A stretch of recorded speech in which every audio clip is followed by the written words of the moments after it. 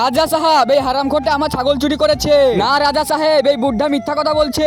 আমাকে বিশ্বাস করছে না তো রাজা সাহেব, আমার কাছে একটা প্রমাণ আছে, এই দেখো।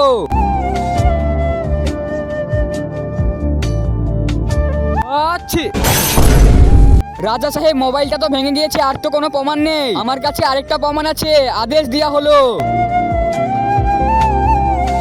রাজা সাহেব, এইটা আমার সারা জীবনের ধন সম্পত্তি। আরে আমি প্রমাণ পেয়ে গেছি, তুই ছাগল চুরি করেছিস। রাজা সাহেব, আমার কাছে আরেকটা প্রমাণ আছে, আদেশ দেয়া হলো।